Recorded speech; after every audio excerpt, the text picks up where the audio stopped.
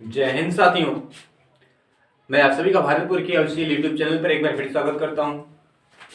साथियों, आज हम लोग स्टैटिक जीके का वीडियो नंबर 38 शुरू करने जा रहे हैं। तो साथियों, जैसा कि आप जानते हैं इस समय एसएससी एमटीएस की परीक्षाएं चल रही हैं। उस परीक्षा को ध्यान में रखते हुए हम लोग स्टैटिक जीके का वीडियो नंबर 38 शुरू करने जा रहे हैं। तो साथियों, जैसा कि आप जानते हैं यदि आप लोगों को एसएससी एमटीएस का एग्जाम क्लियर करना हो, यदि क्लियर करना है तो आप लोगों को जीके जीएस में अच्छा से अच्छा स्कोर करना पड़ेगा।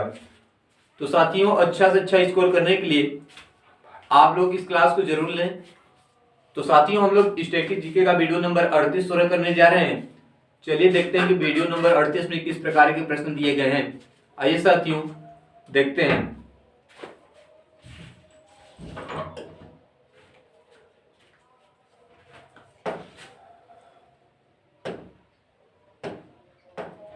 साथियों, प्रश्न नंबर पहला दिया गया है। प्रश्न नंबर 1 दिया गया है कि भारत में कौन सा राज्य जूट का सबसे बड़ा उत्पादन है।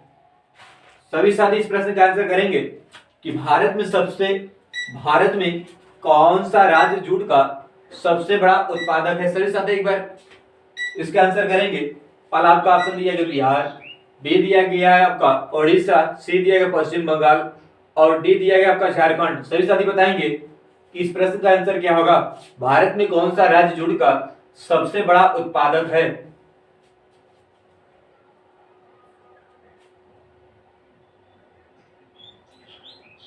तो साथियों बात करेंगे हम लोग जूट उत्पादन की। जूट उत्पादन की। तो भारत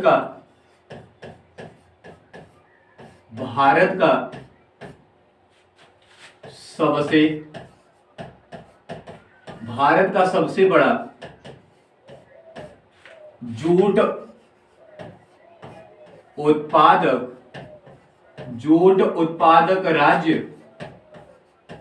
जूट उत्पादक राज्य आपका हो जाता है पश्चिम बंगाल। कौन सा राज्य हो जाता है? तो पश्चिम बंगाल हो जाता है। भारत का सबसे बड़ा जूट उत्पादक राज्य आपका हो जाता है पश्चिम बंगाल। दूसरे नंबर की बात करेंगे दोस्तों, दूसरे स्थान पर आपका हो जाता है साथियों बिहार राज्य। क्या हो जाता है? बिहार राज्य। साथियों, पहले स्थान पर आपका हो जाता है पश्चिम बंगाल और दूसरे स्थान पर आपका हो जाता है बिहार। जबकि जूट उत्पादक में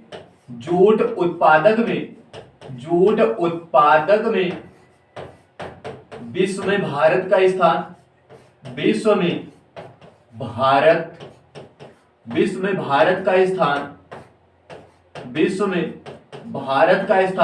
प्रथम हो जाता है। क्या हो जाता है? प्रथम हो जाता है। तो साथियों जूट उत्पादक में विश्व में भारत का स्थान क्या हो जाता है? तो विश्व में भारत का स्थान हो जाता है प्रथम। भारत का सबसे बड़ा जूट उत्पादक राज्य आपका हो जाता है पश्चिम बंगाल और दूसरे नंबर पर आपका हो जाता है बिहार। क्या हो जाता है? बिहार। तो साथियों प्रश्न पूछा कि भारत में कौन सा राज्य जूट का सबसे बड़ा उत्पादक है। तो भारत में सबसे बड़ा राज्य जूट उत्पादक आपका हो जाता है पश्चिम बंगाल। कौन सा राज्य हो जाता है? तो राज्य आपका हो जाता है पश्चिम बंगाल। तो पश्चिम बंगाल क्या हो जाएगा? आपका सही हो जाएगा साथियों। पश्चिम बंगाल आपका क्या हो जाएगा? तो पश्चिम बंगाल आपका क्या हो जाएगा? बिल्कुल सही हो जाएगा साथियों। पश्चिम बंगाल आपका क्या हो जाएगा? बिल्कुल सही हो जाएगा। तो प्रश्न नंबर 1 का ऑप्शन नंबर सी को हम लोग सही करते हुए तो साथियों आगे बढ़ेंगे। प्रश्न नंबर 1 का ऑप्शन नंबर सी को हम लोग सही करते हुए आगे बढ़ेंगे कि भारत में कौन सा राज्य जूट का सबसे बड़ा उत्पादक है। तो पश्चिम बंगाल आपका राज्य सही हो जाता है। चलिए साथियों हम लोग चलते हैं अपने नेक्स्ट प्रश्न की ओर। साथियों प्रश्न नंबर 2 दिया गया है। प्रश्न नंबर 2 दिया गया कि संविधान सभा का संवैधानिक सलाहकार कौन था। संविधान सभा का संवैधानिक सलाहकार कौन था। सभी साथी इस प्रश्न का आंसर करेंगे कि संविधान सभा का संवैधानिक सलाहकार कौन था। सभी साथी बताएंगे। पहला आपका दिया गया डॉक्टर बी.एन.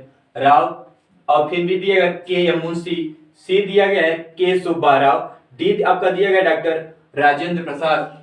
क्या दिया गया साथियों? डी आपका दिया गया डॉक्टर राजेंद्र प्रसाद। तो संविधान सभा का संवैधानिक सलाहकार कौन था? तो संविधान सभा का संवैधानिक सलाहकार आपका हो जाता है संविधान सभा का संवैधानिक सलाहकार आपका हो जाता है डॉक्टर बी एन राव। क्या हो जाता है? डॉक्टर बी एन राव आपका क्या हो जाएगा? सही हो जाएगा। डॉक्टर बी एन राव आपका क्या हो जाएगा साथियों? सही हो जाएगा। बात करेंगे साथियों हम लोग डॉक्टर राजेंद्र प्रसाद के बारे में। बात करेंगे डॉक्टर राजेंद्र प्रसाद के बारे में तो भारत के प्रथम राष्ट्रपति, भारत के प्रथम राष्ट्रपति कौन हो जाते हैं? तो भारत के प्रथम राष्ट्रपति डॉक्टर राजेंद्र प्रसाद हो जाते हैं। संविधान के प्रथम स्थायी अध्यक्ष, संविधान के प्रथम स्थायी अध्यक्ष आपके हो जाते हैं डॉक्टर राजेंद्र प्रसाद।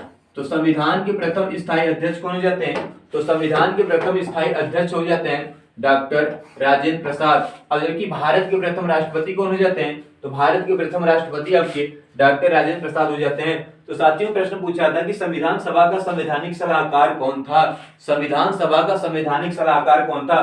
तो डॉक्टर बी एन राव आपका क्या हो जाएगा? सही हो जाएगा। सभी साथी मिलकर आंसर करेंगे, सभी साथी मिलकर इसका आंसर करेंगे। प्रश्न नंबर 3 का सभी साथी मिलकर आंसर करेंगे।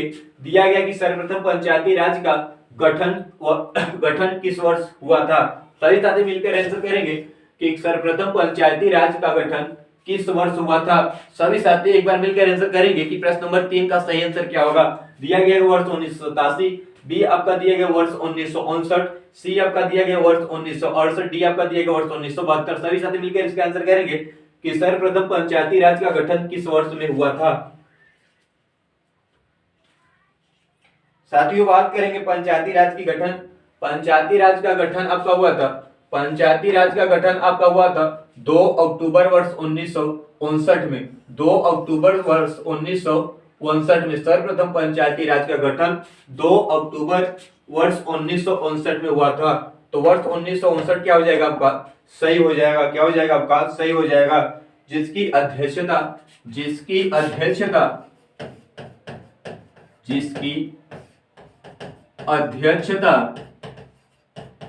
अध्यक्षता पंडित जवाहरलाल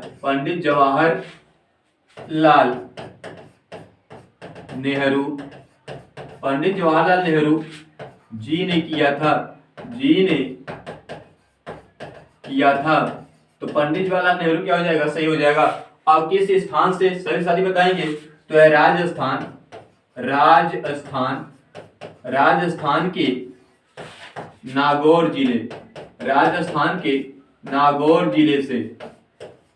जिले से। तो पंचायती राज का गठन कहां पर हुआ था? तो पंचायती राज का गठन राजस्थान के नागौर जिले में हुआ था, जिसकी अध्यक्षता भारत के प्रथम प्रधानमंत्री पंडित जवाहरलाल नेहरू ने किया था। प्रश्न पूछा था दोस्तों साथियों कि सर्वप्रथम पंचायती राज का गठन किस वर्ष हुआ था? तो 2 अक्टूबर वर्ष 1959 में सर्वप्रथम पंचायती राज का गठन हुआ था। और कहां पर हुआ था? तो राजस्थान के नागौर जिले में हुआ था, जिसकी अध्यक्षता भारत के प्रथम प्रधानमंत्री पंडित जवाहरलाल नेहरू ने किया था। तो साथियों प्रश्न नंबर 3 का ऑप्शन नंबर बी को हम लोग सही करते हुए आगे बढ़ेंगे। चलिए साथियों हम लोग चलते हैं अपने नेक्स्ट प्रश्न की ओर। साथियों प्रश्न नंबर 4 दिया गया है कि संतुलित आहार में सुरक्षात्मक पोषक तत्व है। सभी साथी बताएंगे, सभी साथी इस प्रश्न का आंसर बताएंगे कि संतुलित आहार में सुरक्षात्मक पोषक तत्व है। सभी साथी बताएंगे संतुलित आहार में सुरक्षात्मक पोषक तत्व है। आपका दिया गया ए विटामिन व खनिज लवण, बी आपका दिया गया प्रोटीन, सी आपका दिया गया वसा, डी आपका दिया कार्बोज। क्या दिया गया है? कार्बोज। सभी साथी बताएंगे कि इस प्रश्न का सही आंसर क्या होगा। सभी साथी मिलकर बताएंगे कि इस प्रश्न का सही आंसर क्या होगा कि संतुलित आहार में सुरक्षात्मक पोषक तत्व है। तो संतुलित आहार में सुरक्षात्मक पोषक तत्व आपका जाता है विटामिन व खनिज। क्या हो जाता है? विटामिन व खनिज। तो विटामिन और खनिज क्या हो जाएगा आपका? सही हो जाएगा। संतुलित आहार में सुरक्षात्मक पोषक तत्व कौन सा है? तो संतुलित आहार में सुरक्षात्मक पोषक आपका हो जाता है विटामिन व खनिज। क्या हो जाता है? विटामिन व खनिज लवण आपका क्या हो जाएगा? सही हो जाएगा। तो प्रश्न नंबर 4 का ऑप्शन नंबर 1 को सही करते हुए हम लोग आगे बढ़ेंगे साथियों। प्रश्न नंबर 4 का ऑप्शन नंबर 1 को सही करते हुए हम लोग आगे बढ़ेंगे। साथियों प्रश्न नंबर 5 दिया गया है, प्रश्न नंबर 5 दिया गया है कि गाय के दूध में उपस्थित प्रोटीन है। सभी साथी बताएंगे कि गाय के दूध में उपस्थित प्रोटीन है, आपका दिया गया है एजीन, बी आपका दिया गया है लेक्टाल्यूबिन, क्या दिया गया लेक्टाल्यूमिन, सी दिया गया केसिन और डी दिया गया है एल्ब्यूमिन, क्या दिया गया है एल्ब्यूमिन। सभी साथी बताएंगे कि गाय के दूध में उपस्थित प्रोटीन कौन सा है, गाय के दूध में उपस्थित प्रोटीन कौन सा है, सभी साथी बताएंगे, सभी साथी बताएंगे इसका सही आंसर क्या होगा। तो गाय के दूध में उपस्थित प्रोटीन कौन सा होता है, तो गाय के दूध में उपस्थित प्रोटीन आपका हो जाएगा केसिन, क्या हो जाएगा केसिन, गाय के दूध में उपस्थित प्रोटीन क्या हो जाएगा केसिन हो जाएगा। सभी साथी बताएंगे, सभी साथी बताएंगे कि दूध किसके कारण, दूध किसके कारण सफेद होता है, कारण सफेद होता है। सभी साथी बताएंगे कि दूध किसके कारण सफेद होता है, होता है। और हम आपसे पूछे दूध किसके कारण, किसके कारण पीला होता है। दोनों प्रश्न का आंसर करेंगे आप लोग, दोनों प्रश्न का आंसर करेंगे आप लोग कि दोनों प्रश्न का सही आंसर क्या होगा। दूध किसके कारण सफेद होता है और दूध किसके कारण पीला होता है। जैसे सभी साथी बताएंगे दूध किसके कारण सफेद होता है और दूध किसके कारण पीला होता है। साथियों बात करेंगे दूध किसके कारण सफेद होता है तो केसिन, केसिन, केसिन के कारण ही दूध क्या होता है सफेद होता है। जबकि केरोटीन क्या हो जाएगा, केरोटीन, केरोटीन कारण दूध क्या होता है पीला होता है। केरोटीन कारण दूध आपका हो जाएगा पीला और केसिन कारण दूध क्या हो जाएगा सफेद हो जाएगा। प्रश्न पूछा था कि गाय के दूध में उपस्थित प्रोटीन है, तो गाय के दूध में उपस्थित प्रोटीन क्या होता है केसिन होता है, क्या होता है केसिन। तो केसिन हम लोग सही करते हुए आगे बढ़ेंगे, केसिन को हम लोग सही करते हुए आगे बढ़ेंगे साथियों। साथियों प्रश्न नंबर 6 दिया गया है, प्रश्न नंबर 6 दिया गया है कि आधुनिक आवर्त नियम कहता है कि तत्वों के गुण उनके डैश डैश डैश आवर्ती फलन है। सभी साथी बताएंगे कि आधुनिक आवर्त नियम यह कहता है कि तत्वों के गुण उनके डैश डैश डैश आवर्ती फलन होते हैं। सभी साथी बताएंगे कि इस प्रश्न का सही आंसर क्या होगा। आधुनिक आवर्त नियम कहता है कि तत्वों के गुण उनके डैश डैश डैश आवर्ती फलन होते हैं। सभी साथी बताएंगे कि इस प्रश्न का सही आंसर क्या होगा। सभी साथी एक बार मिलकर बताएंगे कि इस प्रश्न का सही आंसर क्या होगा। सभी साथी बताएंगे तो आधुनिक नियम यह कहता है, आधुनिक आवर्त नियम यह कहता है कि तत्वों के गुण उनके परमाणु संख्या के आवर्ती फलन होते हैं। किसके फलन होते हैं तो उनके परमाणु संख्या के आवर्ती फलन होते हैं। तो परमाणु संख्या क्या हो जाएगा आपका सही हो जाएगा, परमाणु संख्या क्या हो जाएगा साथियों, तो परमाणु संख्या आपका क्या हो जाएगा सही हो जाएगा, परमाणु संख्या का क्या हो जाएगा सही हो जाएगा। परमाणु संख्या को हम लोग सही करते हुए आगे बढ़ेंगे साथियों, परमाणु संख्या को हम लोग सही करते हुए आगे बढ़ेंगे साथियों। प्रश्न नंबर 7 दिया गया है कि सेल में विभवांतर किस इकाई में मापा जाता है। सेल में विभवांतर किस इकाई में मापा जाता है। आपका ए दिया गया कूलाम में, बी दिया गया एम्पियर में, सी दिया गया वोल्ट में, डी आपका दिया गया जूल, जूल नहीं साथियों जूल में, क्या होगा जूल, यहाँ जूल कर दीजिएगा आप लोग, क्या हो जाएगा जूल में। तो सभी साथी बताएंगे कि सेल में विभवांतर किस इकाई में मापा जाता है।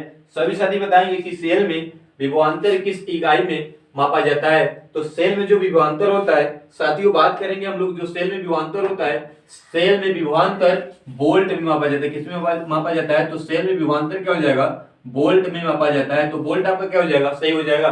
कूलाम की बात करेंगे तो कूलाम की बात करेंगे तो आवेश, आवेश का मात्रक हो जाएगा कूलाम। एम्पियर की बात करेंगे तो विद्युत, विद्युत धारा, विद्युत धारा का मात्रक हो जाएगा। जूल की बात करेंगे तो कार्य, कार्य का मात्रक हो जाएगा साथियों, कार्य आपका हो गया जूल, विद्युत धारा आपका हो गया एम्पियर, आवेश आपका हो गया कूलाम, क्या हो गया कूलाम। तो साथियों सेल में विभवांतर किस इकाई मापा जाता है तो सेल में विभवांतर वोल्ट में मापा जाता है। तो वोल्ट को हम लोग सही करते हुए आगे बढ़ेंगे।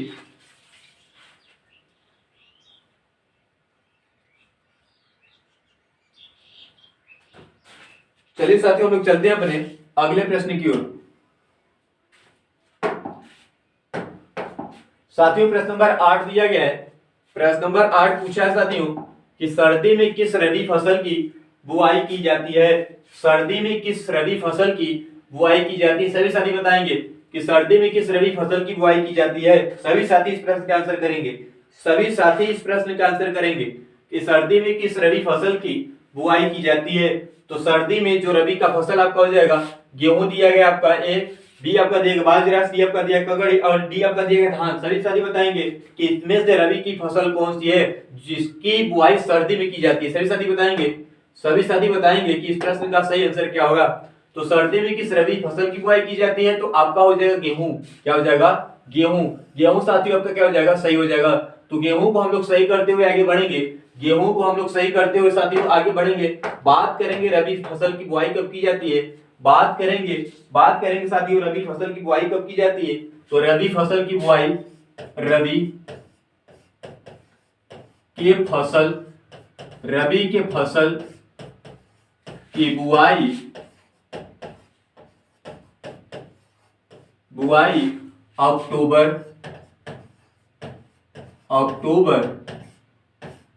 अक्टूबर नवंबर में की जाती है।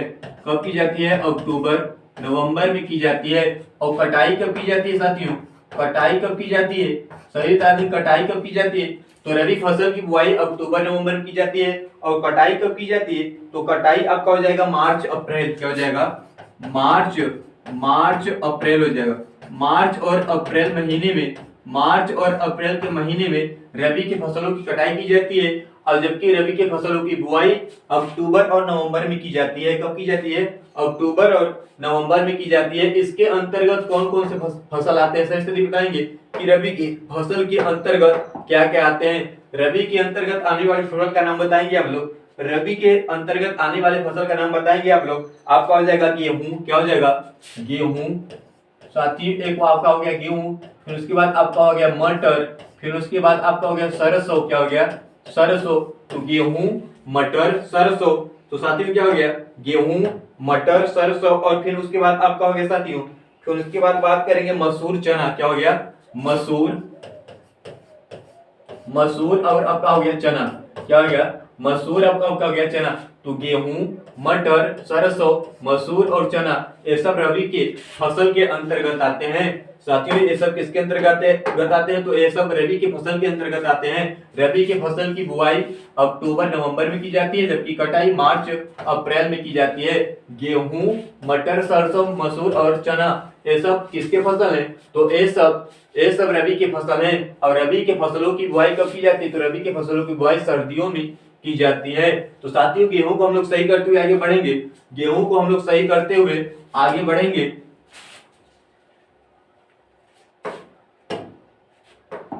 साथियों प्रश्न नंबर 9 दिया गया है कि निम्नलिखित में से कौन सा राज्य केसर का सबसे बड़ा उत्पादक है। सभी साथी बताएंगे कि कौन सा राज्य केसर का सबसे बड़ा उत्पादक है। सभी साथी मिलकर इसके आंसर करेंगे कि निम्नलिखित में से कौन सा राज्य केसर का सबसे बड़ा उत्पादक है। आपका ये दिया गया उत्तराखंड, बी आपका दिया गया जम्मू कश्मीर, सी आपका दिया गया हिमाचल प्रदेश, डी आपका दिया गया अरुणाचल प्रदेश। सभी साथी बताएंगे कि केसर का सबसे बड़ा उत्पादक राज्य कौन सा है। सभी साथी मिलकर बताएंगे कि इस प्रश्न का सही आंसर क्या होगा। बात करेंगे केसर का सबसे बड़ा उत्पादक राज्य आपका हो जाएगा जम्मू कश्मीर। क्या हो जाएगा, जम्मू कश्मीर। तो जम्मू कश्मीर को हम लोग सही करते हुए साथियों आगे बढ़ेंगे। तो जम्मू कश्मीर को हम लोग सही करते हुए साथियों आगे बढ़ेंगे।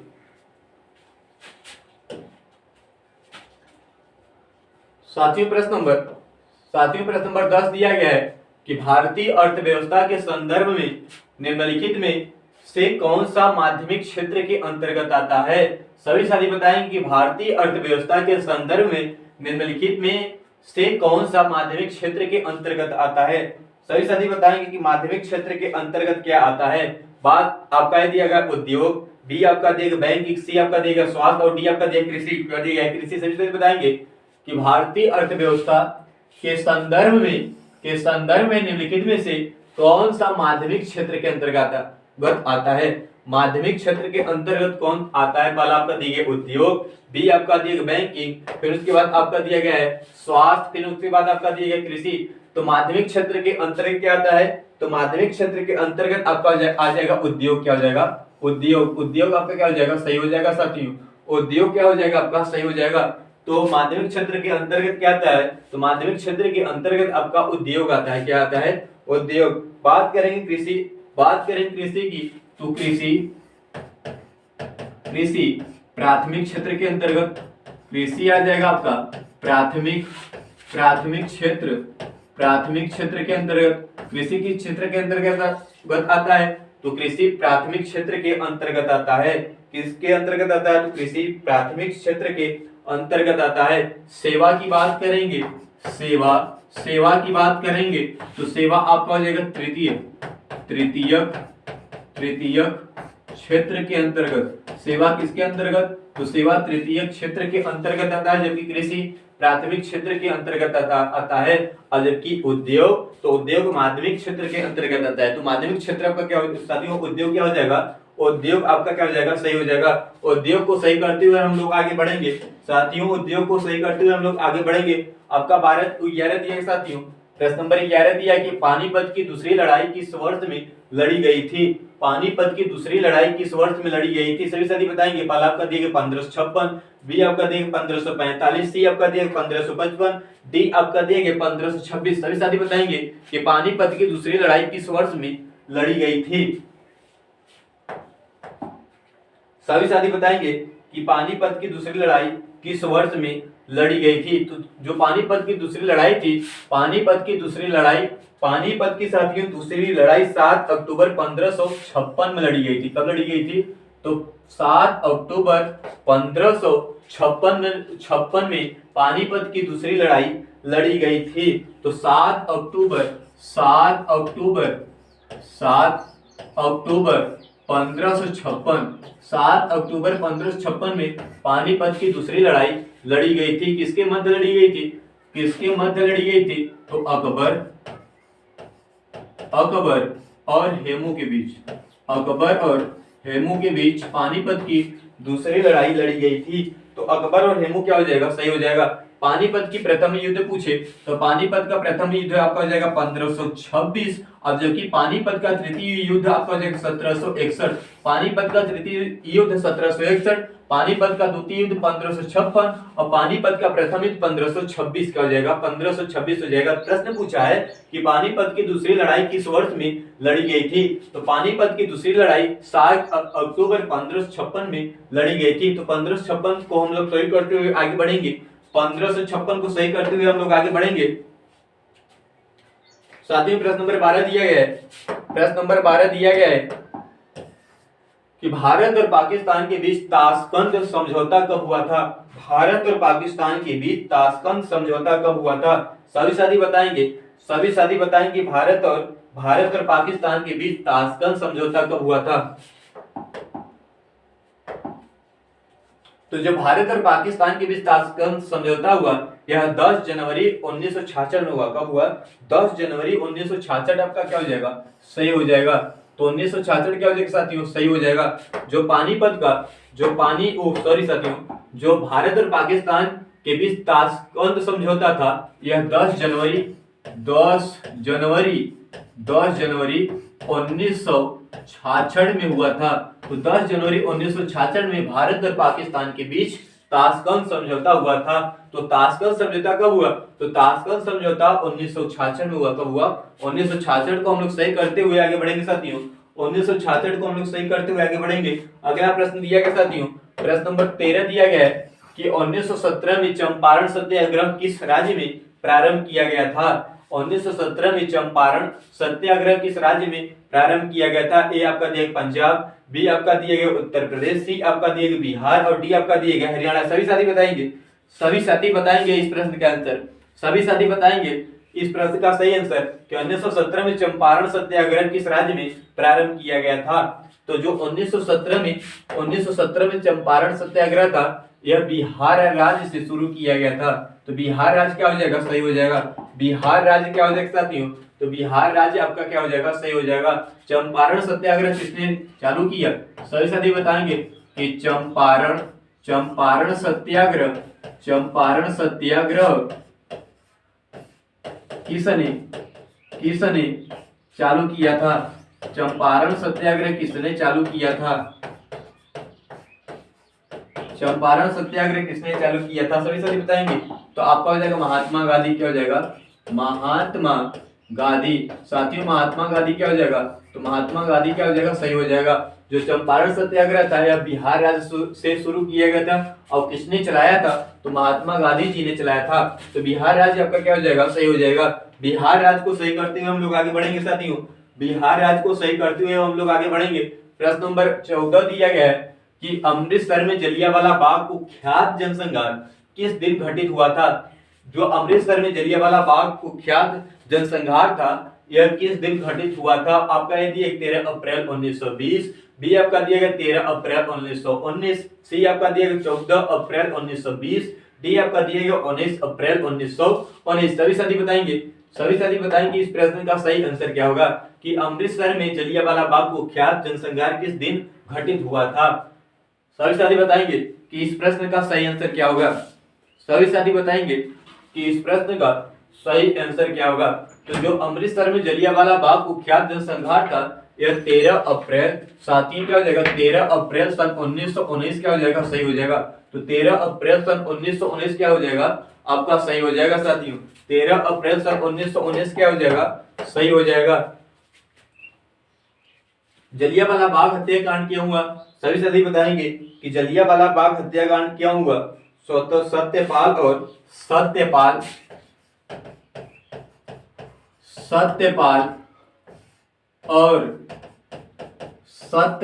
और साथियों जो सत्यपाल थे और सैफुद्दीन किचलू क्या हो जाएगा? सत्यपाल और सैफुद्दीन किचलू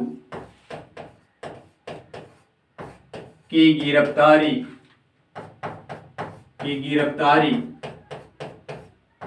के विरोध में लोगों ने पंजाब राज्य के अमृतसर नामक स्थान पर जलियांवाला बाग में एक जनसंहार शुरू किया। मतलब कि वहां पर लोगों ने आंदोलन शुरू किया। किसके कारण? तो सत्यपाल और सैफुद्दीन किचलू की गिरफ्तारी के कारण। किसके कारण? तो सत्यपाल और सैफुद्दीन किचलू के कारण के विरोध में लोगों ने क्या किया? प्रदर्शन शुरू किया, जिस पर जनरल डायर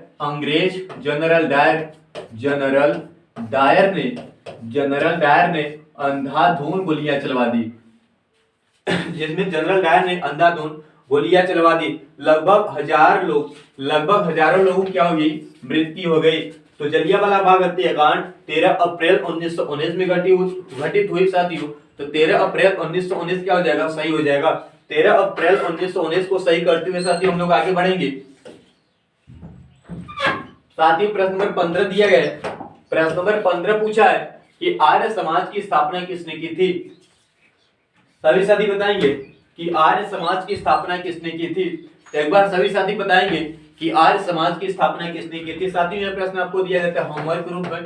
साथियों प्रश्न दिया जाता है आपको होमवर्क रूप में। सभी साथी प्रश्न का आंसर कमेंट बॉक्स में देंगे। साथियों आज स्टैटिक जीके का वीडियो नंबर 38 यहीं पर समाप्त होता है। साथियों आपको क्लास कैसी लगी सभी साथी कमेंट बॉक्स में बताएंगे कि आप लोगों को क्लास कैसी लगी और सभी साथी वीडियो को लाइक सब्सक्राइब एंड अपने दोस्तों में शेयर करेंगे। सभी साथी मिलकर करेंगे और सभी साथी इस प्रश्न का आंसर भी करेंगे कि इस प्रश्न का सही आंसर क्या होगा। साथियों स्टैटिक जीके का वीडियो नंबर 38 यहीं पर समाप्त होता है। मिलते हैं आप सभी से अगले नेक्स्ट वीडियो में। तब तक के लिए आप सभी को जय हिंद।